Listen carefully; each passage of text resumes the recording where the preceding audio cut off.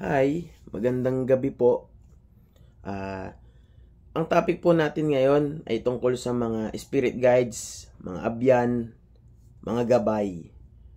Ngayon po may mga nagtatanong, may gabay po ba ako? Or gusto ko pong makausap yung gabay ko? Or paano makikita o makakatagpo yung gabay? Ganito po paliwanag dyan. Ang gabay po o mga spirit guides, hindi po yan yung tipo na isasalpak natin na delulu masyado na halimbawa sasabihin mo gabay mo si ganito ganyan. Kung hindi ka naman nakikitaan ng halimbawa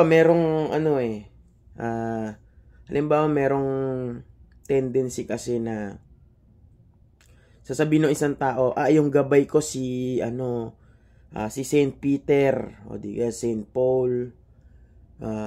Ang gabay ko si ganito, yung mga ganyan, yung mga saints. Pero hindi mo makikitaan sa kanila yung kung ano yung turo o katuruan ng kung sino mang personality, yung kung sino mang person na yun. Hindi po totoo yun pagka ganun. Kailangan nakikitaan din talaga. Kaya dapat napaka maingat ng tao sa pag-discern ng mga guides. Meron naman pong mga nagpapakita or nagpapakilala, kadalasan po yan sa mga manggagamot, sasabihin, ako Santo Niño, ganyan, ganito gagawin mo. Kadalasan po kasi may mga engkanto o elementals na nagpapanggap bilang mga santo, santa, minsan pa nga, Biring Maria nagpapanggap yan.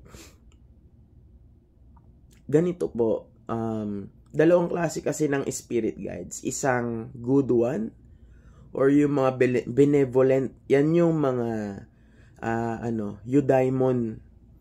At yung mga malevolent naman or mga mahilig magligaw ng tao sa landas, yan yung mga kakodaimon. Nanggaling yan sa Greek word na daimon. Daimon muna, which is spirit, na nagkaroon ng iba't ibang klase ng transformation na naging daimon na naging demon. So nagkaroon lang siya ng general term as a one word, which is demon, kumbaga na demonize. So balik tayo sa spirit guides. May mga gabay na pwede nating makausap through gut feeling, nagbibigay ng mga warnings, tapos yung nagbibigay ng mga kutob. Guides po yung nakikipag-usap sa inyo. Tapos nagbibigay ng halimbawa, nakutuban na ako, parang ayoko nang tumuloy. Yun pala, hindi ka pinatutuloy kasi mapapahama ka. Ganun po yung mga signs ng spirit guidance or divine guidance kung tawagin. Halimbawa, humingi ka sa Diyos ng through prayer. Halimbawa, ang example lang nagpray ka, humingi ka ng guidance para ilayo ka sa kapahamakan. Pwede po yun. Ngayon po, yung iba kasi, kadalasan kasi yan, ang hinihiling ng tao lalo sa panahon ngayon, mas gusto nila yung elemento, yung gabay nila. Kaysa magkaroon sila ng gabay na halimbawa, divino, mga ganyan, anghel. Kasi po kung ang gabay ninyo, divino, ganito yan. Talagang susubukin kayo ng susubukin. Hindi ka pwedeng mamuhay ng napakarangya.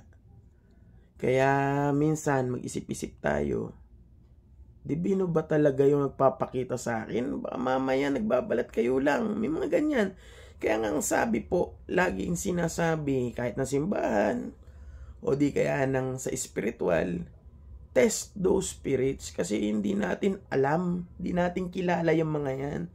Sabi nga ang mga fallen angel once naging mga angels of light. So ibig sabihin kaya nilang i-distort yung image nila para maging, alam nyo yun, kaaya-aya sa paningin ng tao. Marami pong naliligaw ng landas na dahil sa ganyan.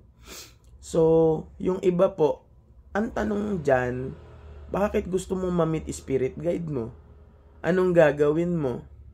Meron namang iba ang sasabihin, gusto ko pa makakita ng angel Aba, hindi yan yung angel na ang gaganda ng tingin. Nakakatakot yan.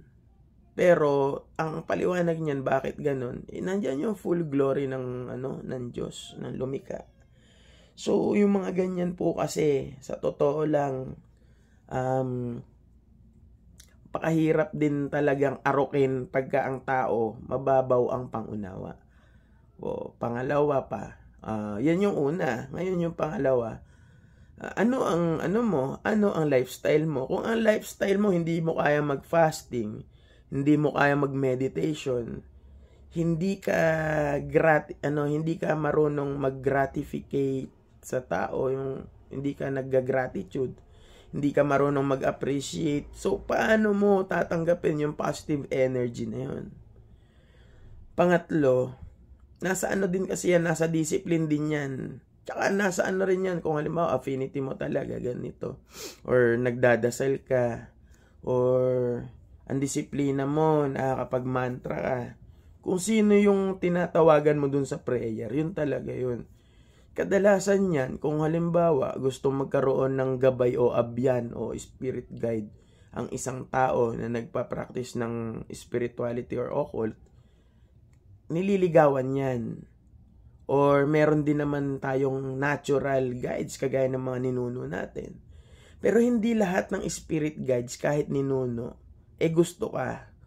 Yung iba dyan gusto kang iligaw, sumunod ka sa ginagawa nila dati.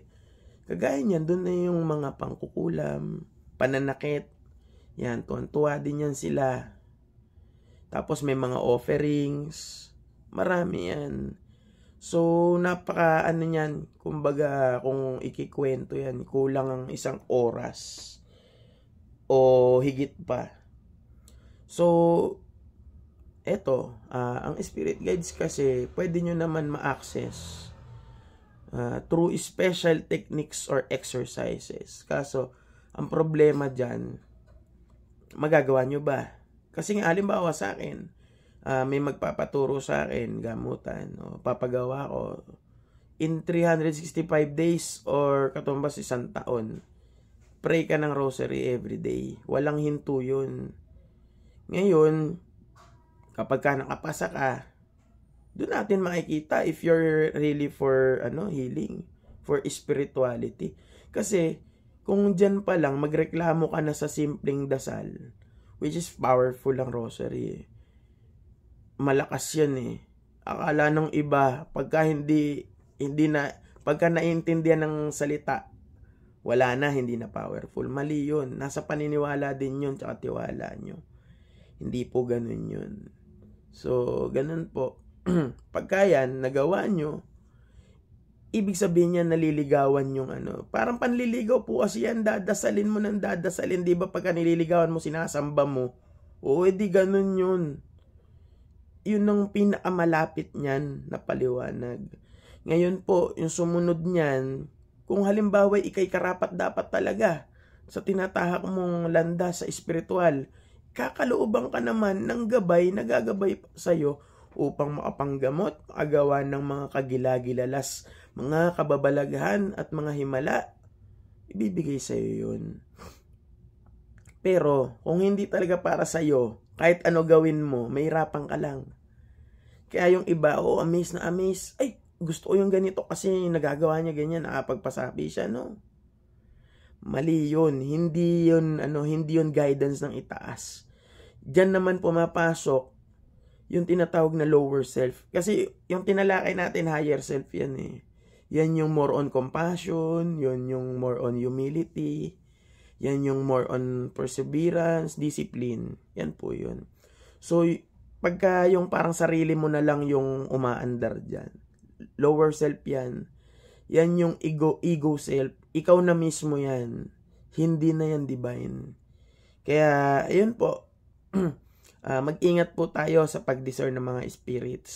Tapos, mag-ingat din tayo sa mga ginagawa natin kasi nakakatawag yan ng negative entities. At pinakamasama at pinakamasaklap, pag-parasite po ang dumapo sa inyo.